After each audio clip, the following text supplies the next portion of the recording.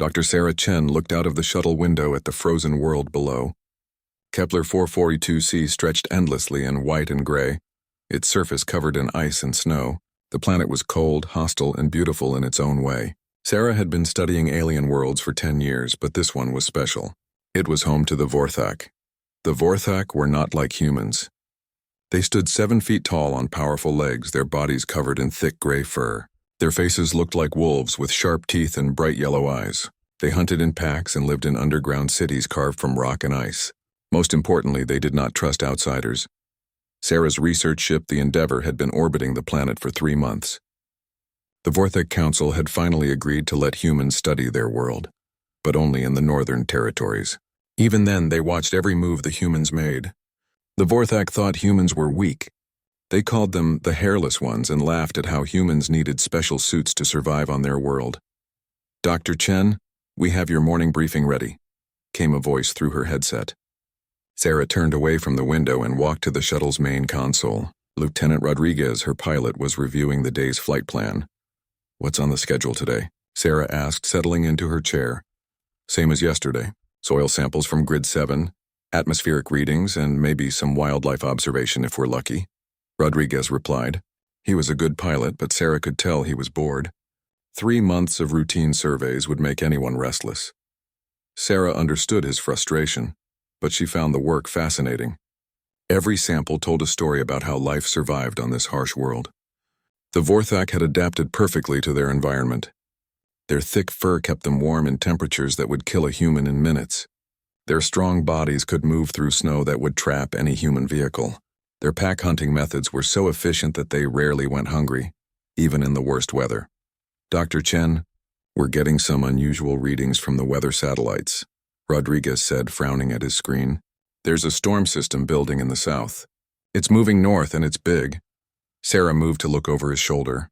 The satellite image showed a massive spiral of clouds covering nearly a quarter of the planet's southern hemisphere. The storm was dark and dense, unlike anything she had seen in their 3 months of observation. "How big is big?" she asked. "The automated systems are calling it a Category 5 atmospheric disturbance. Wind speeds over 200 kilometers per hour. Temperatures dropping to -80 degrees, Rodriguez read from the screen. The local weather network is broadcasting something called a death wind warning. Sarah felt a chill that had nothing to do with the planet's temperature. She had heard the Vorthak use that term before. A death wind was their name for the worst kind of storm, the kind that came only once in a generation. Even the mighty Vorthak feared these storms. "Patch me through to the Vorthak Weather Control Center," Sarah said. "I want to know what they're planning to do." The communication channel crackled to life.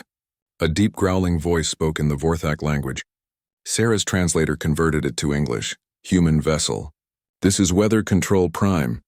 We detect your inquiry about the approaching storm system. This is Dr. Sarah Chen. Can you tell us about this storm?" "How dangerous is it?" Sarah asked. "It is a death wind, human. Such storms come every 50 years. All Vorthak will retreat to the deep cities within 6 hours. We strongly advise you to leave our world immediately. Your fragile bodies will not survive what is coming." Sarah looked at Rodriguez, who was already running calculations on their return flight to the Endeavour. But something bothered her about the Vorthak's tone. There was something more than just concern for human safety. "Weather Control Prime, will all Vorthak be safely in the deep cities before the storm hits?" Sarah asked. There was a long pause. When the voice returned, it sounded different, more strained. "All Vorthak within reach of the deep cities will be safe. The death wind waits for no one." "What about those not within reach?" Sarah pressed another pause. "Such is the way of the storm. The weak perish so the strong may survive. It has always been so." Sarah felt her stomach drop. She understood now. Some Vorthak were going to be left behind. In their harsh world, survival often meant making difficult choices. But Sarah could not accept that anyone should be abandoned to die. "Rodriguez, delay our departure. I want to monitor the situation," she ordered. "Dr. Chen, with respect, we should follow the Vorthak's advice. This storm could kill us," Rodriguez said. "Maybe. But I need to know if anyone needs help first." Over the next 2 hours, Sarah listened to Vorthak communications as the storm approached. Most of the traffic was routine. Families reporting safe arrival at deep cities, hunting parties returning early, supply convoys rushing to beat the storm. But then she heard something that made her blood freeze. It was a young voice speaking rapidly in the Vorthak language. Her translator worked to keep up. Emergency beacon active. 8 juveniles trapped in Sector 12, Northern Valley. Cave shelter compromised. Repeat, 8 juveniles in immediate danger. Sarah grabbed her headset. Weather Control Prime. We're detecting a distress signal from juveniles in Sector 12. Are you sending a rescue team? The response came quickly. Negative, human vessel. Sector 12 is beyond rescue range. The storm will reach that area within 1 hour. No adult can survive the journey there and return safely. What about the juveniles? What happens to them? The voice on the other end was cold, matter of fact. They will find shelter where they can. If they are strong enough, they may survive. If not, their sacrifice strengthens the pack by removing the weak. Sarah stared at the radio in disbelief. The Vorthak were going to let 8 children die because it was too dangerous to save them. She understood their logic. Risking adult lives to save juveniles who might not survive anyway was not practical. But Sarah was human, and humans did not think practically when children were in danger. Rodriguez, plot a course for Sector 12, she said quietly. Dr. Chen, you can't be serious. The Vorthak said it's impossible. If they can't make it, how can we? Sarah was already moving toward her environmental suit. Because we're not Vorthak. We don't have thick fur or powerful bodies, but we have something else. We have technology, and we have the ability to adapt. More importantly, we don't leave children to die. Rodriguez watched her suit up, his face troubled. The Endeavor won't authorize this mission. Captain Martinez will order us to return immediately. Then we better hurry before he finds out what we're doing, Sarah replied, sealing her helmet. Those kids have maybe 45 minutes before that storm hits them. We're the only ones who can reach them in time. As their shuttle descended toward the storm-swept surface of Kepler 442c, Sarah thought about the Vorthak children waiting in their failing shelter. They probably thought they were going to die. They probably believed that no one was coming to save them because saving them was impossible. Sarah smiled grimly inside her helmet. Humans specialized in doing the impossible. Today, 8 Vorthak children were going to learn what that meant. The storm was already beginning to howl outside their shuttle as they flew toward Sector 12. Below them, the landscape was disappearing under sheets of blowing snow and ice.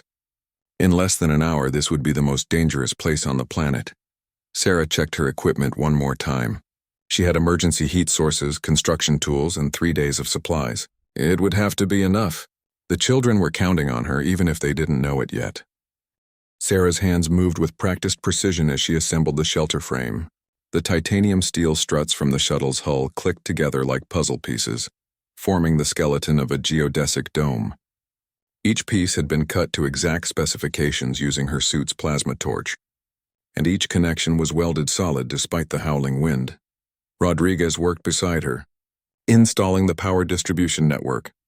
The shuttle's fuel cells were designed to run for weeks in emergency mode, and now they would heat and power their improvised refuge. Temperature inside the dome is rising, he reported. We're at -20 and climbing. The 8 Vorthak juveniles had emerged from their cave to watch the construction.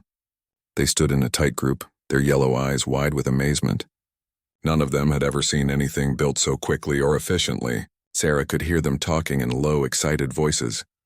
The human works like 10 Vorthak, one whispered. Look how the metal bends to her will, said another. Scareth, their apparent leader, limped closer to Sarah. His injured leg was wrapped in torn fabric, but he moved with the natural grace of his species. Human Dr. Chen, what you build is impossible. No structure can stand in a death wind. Sarah paused in her work to look at him. Even injured, the young Vorthak stood nearly as tall as she did. His gray fur was thick and beautiful, and his intelligent eyes reminded her of the wolves from her home planet. Watch and learn, she said simply, returning to her work. The shelter's walls went up next. Sarah used the shuttle's hull panels, but not as simple barriers. Instead, she created a double wall system with an insulation layer between. The outer wall would shed the wind and snow while the inner wall would retain heat. Air circulation fans, salvaged from the shuttle's life support system, would maintain airflow and prevent condensation. But the most impressive part was the foundation. Instead of trying to dig into the frozen ground, Sarah had designed a floating foundation that used the cave's natural windbreak. The shelter was anchored to the rocky outcroppings with cables and expansion bolts, allowing it to flex with the wind instead of fighting it. The storm pushes, and the shelter bends but does not break, Sarah explained to the watching juveniles. This is called engineering. You work with the forces around you instead of against them. As the final wall panels locked into place, something wonderful happened. The howling of the wind diminished to a low murmur. The constant bite of the cold disappeared. Inside their new home, the temperature was rising towards 0 degrees Celsius, still cold by human standards, but tropical compared to the storm outside. Sarah sealed the last joint and activated the atmospheric controls. Warm air began circulating through the shelter, carrying away moisture and bringing in fresh oxygen from the recycling system. LED lights powered by the fuel cells turned the space bright and welcoming. It's finished, she announced, pulling off her helmet. The Vorthak juveniles gasped in shock. They had expected the human to freeze instantly without her artificial skin. Instead, Sarah stood comfortably in the warm air, her dark hair damp with sweat from the hard work. How? Scareth breathed. The death wind should kill any exposed flesh in seconds. The death wind is outside, Sarah said, gesturing to the dome walls. In here we make our own weather. One by one the juveniles entered the shelter. Their thick fur, so necessary in the harsh world outside, made them uncomfortably warm in the controlled environment. Several began shedding their outer coats, revealing the lighter fur underneath. Sarah opened her emergency supplies and began distributing human ration packs. You must be hungry. These are designed for humans, but they should be safe for your species too. The juveniles sniffed at the strange food cautiously. One of them, a female named Cathara, took a small bite and her eyes widened. It's good, very good. What is it? Beef stew with vegetables. It's a traditional food from my world. Sarah opened her own pack and began eating. On Earth, we often share meals with friends. It builds trust and friendship. As they ate, Sarah learned about her companions. There were 8 of them, all between 12 and 16 years old in human terms. They had been on a coming-of-age hunt when the storm struck early. Without adults to guide them, they had made the best shelter they could and waited for rescue that never came. Our parents cannot reach us, Scareth explained. The war leaders said it was too dangerous to risk adult lives for juveniles who might not survive anyway. It is the way of the pack. Sarah felt a surge of anger at the casual dismissal of young lives, but she kept her voice calm. On my world, we have a saying, no one left behind. It means we don't abandon people, especially children, no matter how difficult the rescue might be. But that is not practical, argued Drenth, a sturdy male with darker fur. If adults die trying to save juveniles, the whole pack becomes weaker. Maybe in the short term, Sarah agreed. But humans learned something important long ago. The juveniles you save today become the adults who save others tomorrow. Every life has value, not just for what they are now, but for what they might become. The juveniles considered this in silence. In their culture, worth was measured by strength and usefulness to the pack. The idea that someone might have value simply for existing was foreign to them. Kithara spoke up hesitantly. Human Dr. Chen, why did you risk your life for us? We are not your species. We are not your pack. What do you gain by saving us? Sarah smiled at the young female. What do I gain? I gain 8 new friends. I gain the knowledge that when faced with a choice between safety and doing what's right, I chose correctly. And maybe I gain something else too. What? Maybe I help you understand that there are different ways to be strong. Your people think strength means surviving storms and hunting well. My people learned that true strength sometimes means helping others survive, even when it costs you something. Outside the shelter, the storm continued to rage. The wind speed had increased to over 200 kilometers per hour, and the temperature had dropped to minus 75 degrees. Even the hardy Vorthak would die in minutes in such conditions. But inside their human-built refuge, 8 alien children were warm, fed, and safe. More than that, they were learning that the universe was bigger than they had imagined. They were discovering that the weak humans possessed a different kind of strength, the strength of knowledge, creativity, and compassion. Scareth approached Sarah as she was checking the shelter's systems. Dr. Chen, I must ask you something. When the storm ends, will you tell others what happened here? Of course, why? The young Vorthak's ears flattened against his head, a sign of uncertainty. Because my father is War Alpha Vorthak. He is one of the leaders who decided not to rescue us. When he learns that a single human did what all our warriors could not do. Sarah understood. Scareth was worried about how this would affect his father's reputation, his standing in Vorthak society. Your father made the best decision he could with the information he had, Sarah said gently. He couldn't have known that human technology would make this rescue possible. There's no shame in that, but you did know. You came anyway. I came because I had to try. That's the difference between our species, I think. Vorthak make practical decisions based on proven facts. Humans make impossible decisions based on hope. Rodriguez, who had been quietly monitoring their communications equipment, looked up from his work. Dr. Chen, I'm getting messages from both the Endeavor and the Vorthak Command Center. They want status reports. Tell them we're all alive and safe. Tell them the shelter is holding and we have enough supplies for several days. Sarah looked around at the juveniles who were settling in for their first comfortable rest in 2 days. And tell them that sometimes the impossible is just another word for not tried yet. As the artificial night cycle began in their small refuge, Sarah reflected on what they had accomplished. They had not just built a shelter, they had built a bridge between 2 very different species. 8 young Vorthak were learning that humans were not weak, just different. And 1 human was learning that courage came in many forms, including the courage to trust strangers with your life. The storm would rage for 2 more days.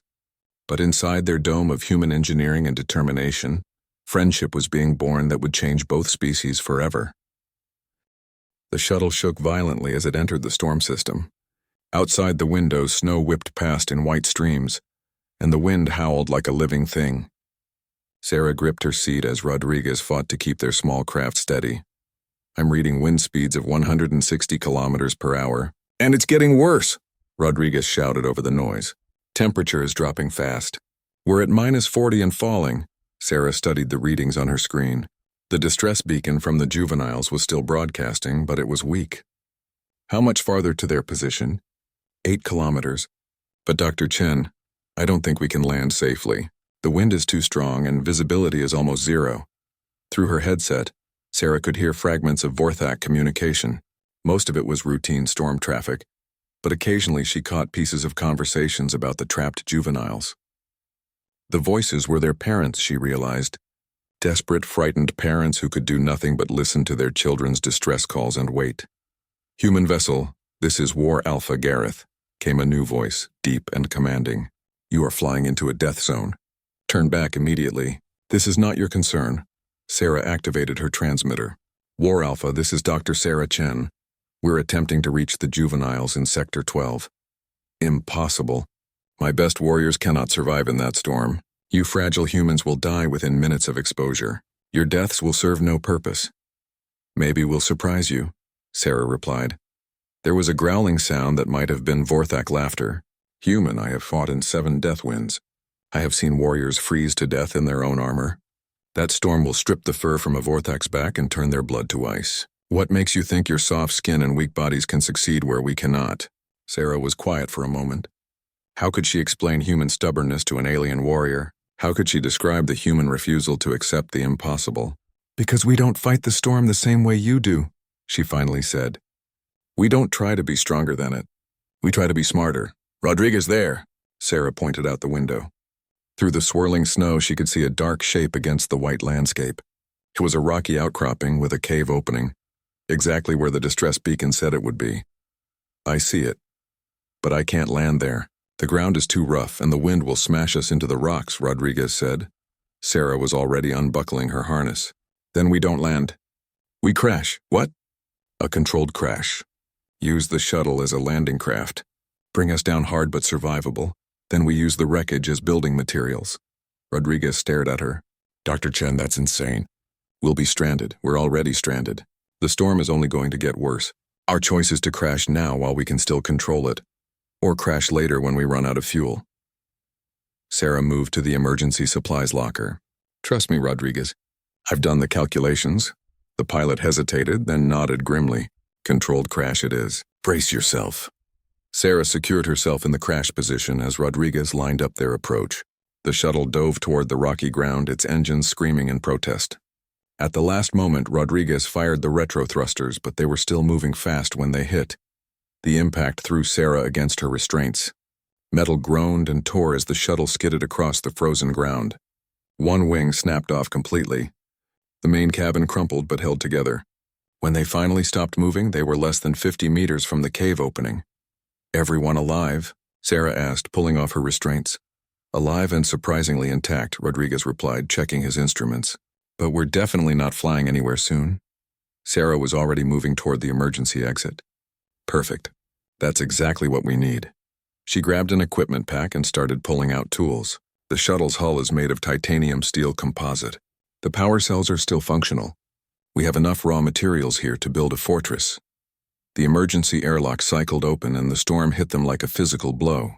Even through her environmental suit, Sarah could feel the cold trying to reach her. The wind was so strong it nearly knocked her off her feet. Snow stung her visor, reducing visibility to just a few meters, but Sarah had trained for hostile environments. She activated her suit's heads-up display and began walking toward the cave, following the beacon signal.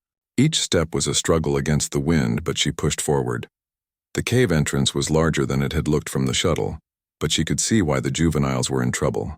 Ice had formed across most of the opening, and more was building up every minute. Soon the entrance would be completely sealed. Sarah activated her suit's external speakers and called out in Vorthak, "Juveniles, this is Dr. Sarah Chen, a human researcher. I'm here to help you." A voice answered from inside the cave, young and frightened. "Human? You came into the death wind for us?" "Yes, how many of you are there?" "Is anyone hurt?" "8 of us. Scareth has a hurt leg, but he can walk." "Human, you should not have come. You will die in this storm." Sarah smiled inside her helmet. Even trapped and frightened, the young Vorthak was worried about her safety. "Let me worry about that. I'm going to build us a shelter. A real shelter that can protect all of us." She turned back toward the crashed shuttle. Rodriguez had already begun removing panels from the hull, working despite the wind and cold. Sarah joined him, and together they began dismantling their spacecraft. "What's the plan?" Rodriguez asked over their private comm channel. "Geodesic dome structure using the hull panels as walls. The power cells will provide heat and electricity. We'll use the cave as a windbreak and build the shelter in front of it." Sarah was pulling fiber optic cables from the shuttle's communication array. "The life support systems are still functional. We can create a livable space for 10 people if we're smart about it." For the next hour, they worked in conditions that should have killed them. The temperature had dropped to minus 60 degrees. The wind was strong enough to lift a grown man off his feet. Snow fell so thickly that they could barely see their own hands. But humans had not conquered their home planet by giving up when things got difficult. They had survived ice ages, crossed oceans in wooden boats, and built cities in deserts. A storm on an alien world was just another challenge to overcome. Sarah's environmental suit was more than just protection. It was a mobile workshop. Her gloves contained micro-tools that could cut through metal or weld it together.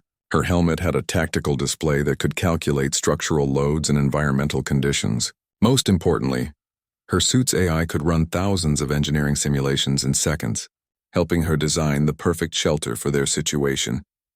As she worked, Sarah could hear the juveniles in the cave talking among themselves. They were speaking in their own language, but her translator picked up fragments. "The human is building something impossible. No creature can work in this storm." One voice, slightly older than the others, spoke more clearly. "I am Scareth, son of War Alpha Vorthek. Human, why do you risk your life for strangers?" "We are not your pack." Sarah paused in her work. It was a fair question, and it deserved an honest answer. "Because that's what humans do," she replied. "We help those who need help, especially children. We don't ask if they're our species or our family. We just help." There was silence from the cave. Sarah could imagine the young Vorthak trying to understand this concept. In their world, pack loyalty was everything. You protected your own and let others fend for themselves.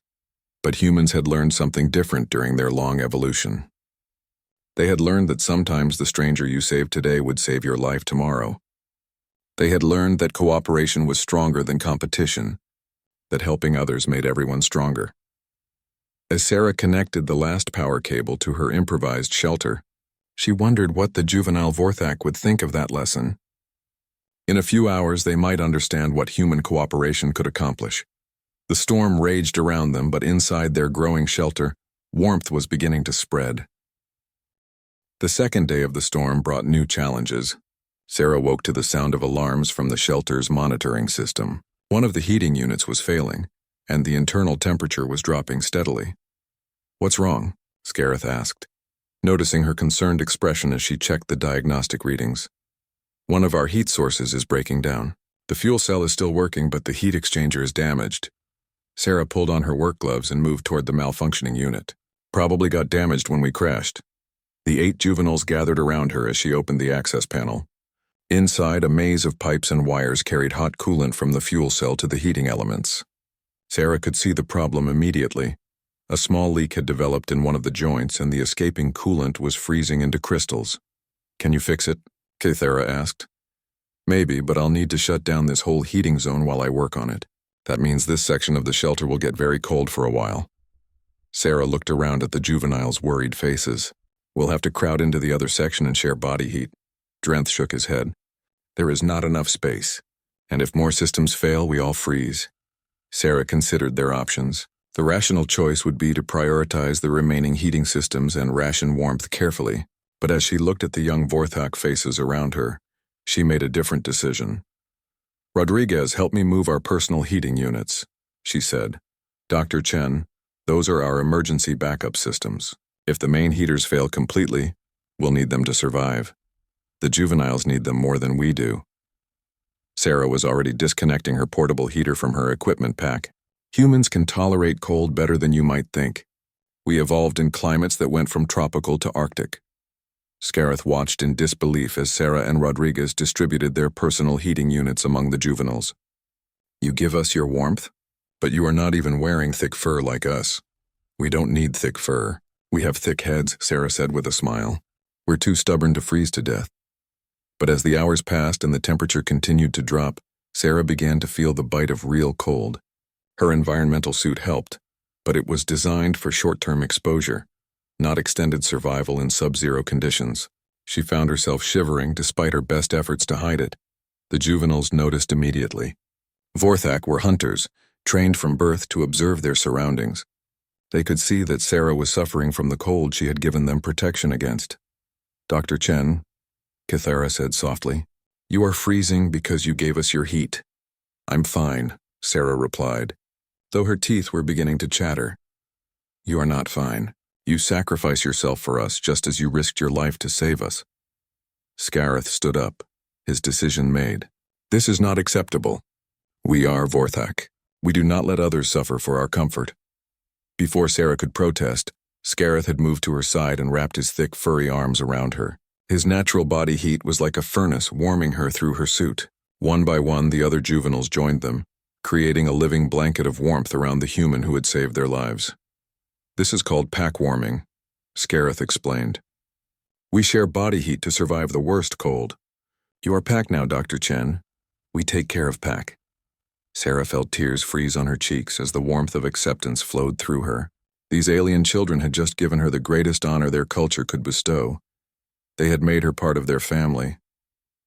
"Thank you," she whispered. As they huddled together for warmth, the juveniles began to tell stories. It was a Vorthak tradition during long, cold nights, a way to pass time and keep spirits up. They told tales of great hunts, brave warriors, and the legendary founders of their clans.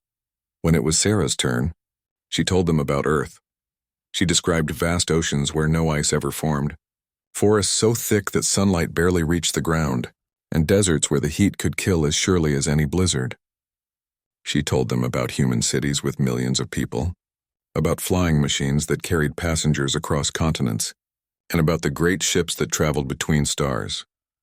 "Your world sounds like paradise," Drenth said wistfully, "warm and green and safe."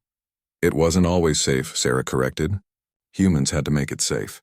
We built shelters like this one, but bigger. We learned to grow food even in bad weather. We created medicine to heal the sick and injured. Most importantly, we learned to work together." "But how?" Kythera asked. "Vorthak worked together too, but only within the pack. How can millions of humans cooperate when they are not family?" Sarah thought about how to explain human civilization to minds that only understood tribal loyalty. "We learned to make bigger packs. First families, then clans, then tribes, then nations. Eventually, we made all humans into one big pack. It took thousands of years, and we made many mistakes along the way. but we learned that helping strangers today might mean they help your children tomorrow. Outside their shelter, the storm reached its peak intensity. The wind was now moving at over 250 kilometers per hour, and the temperature had dropped to -80 degrees. The sound was like standing inside a waterfall of ice and fury. But inside their human-built refuge, 9 beings from 2 different worlds shared warmth, food, and stories. The juveniles taught Sarah simple Vorthak songs, and she taught them basic English phrases. They laughed together when she tried to howl like a Vorthak, and they were amazed when she showed them how humans whistled. "Dr. Chen," Scareth said during a quiet moment, "when this storm ends and we return to our families, what will happen? Will our peoples be friends?" Sarah considered the question carefully. "I don't know. That's not a decision I can make alone. But I think what happens here between us might be a beginning. You 8 will grow up to be leaders someday. You'll remember that humans can be trusted, that we keep our promises and protect those who need protection. And you will remember that Vorthak are more than just warriors," Kethra added. "We can learn and change and accept new ideas." "Maybe that's enough," Rodriguez said from his position monitoring the communications equipment. "Maybe friendship between species starts with just a few individuals who choose to trust each other." As the artificial night cycle dimmed their lights, Sarah felt a deep contentment despite their dangerous situation. Tomorrow would bring new challenges. The storm was expected to continue for another full day, and their supplies were limited. But tonight, she was surrounded by young beings who had welcomed her into their pack, who had shared their warmth and stories and trust. She thought about the Vorthak leaders who had written off these juveniles as expendable. She thought about the human commanders who had probably assumed she was dead by now. Both species had underestimated what could be accomplished when someone refused to accept the impossible. The juveniles had fallen asleep in their communal huddle, their breathing deep and peaceful. Sarah remained awake for a while longer, listening to the storm rage outside their small island of warmth and safety. Tomorrow would determine whether they all survived to tell this story. But tonight they were alive, they were together, and they had proven that friendship could flourish even in the coldest, darkest places in the universe. The storm howled its fury, but inside their shelter, hope burned bright and warm. On the morning of the 3rd day, the wind finally began to quiet. Sarah woke to the unusual sound of near silence after 2 days of constant howling. The storm was ending at last. She carefully extracted herself from the pile of sleeping Vorthak juveniles and checked the shelter's status displays. All systems were functioning, though barely. The damaged heating unit had completely failed during the night, but the remaining systems had kept them alive. Outside, the temperature was still a deadly -60 degrees, but it was rising slowly. "Is it over?" Scareth asked, stirring from sleep. "The worst of it, yes, but it's still too cold and dangerous for immediate rescue." Sarah activated the communication array. "Let me contact both our peoples and let them know we're alive." The first voice to respond was Captain Martinez from the Endeavor. "Dr. Chen, thank God you're alive. We've been monitoring your beacon, but we couldn't raise you on communications. The storm interfered with our signals, Captain. But we're all safe. All 10 of us." 10? "Dr. Chen, your shuttle only had 2 crew members." Sarah smiled. "We picked up 8 passengers along the way. Young Vorthak who were trapped by the storm. They're all healthy and ready for pickup when conditions permit." There was a long pause. "Dr. Chen, are you telling me you successfully rescued the juveniles that the Vorthak themselves couldn't reach?" "That's correct, sir." The Vorthak communication channel crackled to life. "Human vessel, this is War Alpha Gareth. Confirm your previous transmission. You claim to have 8 juveniles in your custody?" "Confirmed, War Alpha. 8 healthy juveniles, including Scareth, son of War Alpha Vorthak." The silence that followed was so long that Sarah wondered if the connection had been lost. When Gareth's voice returned, it sounded different, uncertain, almost humble. "Human Dr. Chen, this is unprecedented. Our own rescue teams judged the mission impossible. How did you succeed where we failed?" Sarah looked around at the juveniles, who were listening with growing excitement as they realized rescue was finally coming. "We didn't fight the storm, War Alpha. We worked with it. We built shelter instead of trying to travel through the death wind. Sometimes the best way to solve a problem is to think about it differently." Over the next several hours, rescue teams from both species converged on their position. The first to arrive was a Vorthak hover sled, designed for heavy weather operations. War Alpha Vorthak himself was aboard, along with a medical team. Sarah watched through the shelter's observation port as the Vorthak leader approached. He was enormous, even by Vorthak standards, with silver-streaked fur and scars that spoke of many battles. His yellow eyes were fierce, but Sarah could see something else there too, gratitude and disbelief in equal measure. The airlock cycled, and Vorthak entered the shelter. His gaze swept over the human-built interior, taking in the efficient design, the working systems, the warm, comfortable environment that had kept his son and 7 other juveniles alive through the worst storm in 50 years. Father, Scareth rushed to embrace the huge Vorthak warrior. The sight of the fierce war alpha being tackled by his overjoyed son brought tears to Sarah's eyes. "My son," Vorthak rumbled, his voice thick with emotion. "When the storm began, I feared I had lost you. Dr. Chen saved us, Father. The human flew into the death wind when no one else could. She built this shelter with her own hands and gave us her warmth when we were cold." Vorthak's gaze fixed on Sarah. She straightened under that intense stare, feeling like prey being evaluated by a predator. Then, to her amazement, the war alpha slowly lowered his head in a gesture of deep respect. "Human Dr. Sarah Chen, you have done what I could not do. You have saved what I had given up for lost. The debt of pact bond is between us now." Sarah blinked in surprise. She had learned enough about Vorthak culture to know what that meant. A pact bond was the highest honor they could give, reserved for those who had proven themselves worthy of absolute trust and loyalty. There's no debt, War Alpha. Any parent would have done the same for their children. Any human parent, perhaps. But I am Vorthak, and I chose practicality over hope. I chose to preserve the strong rather than risk them for the weak. Vorthak's ears flattened against his head in shame. You chose differently. You chose to believe that the impossible was merely difficult. The human rescue shuttle arrived an hour later, bringing medical supplies and additional personnel.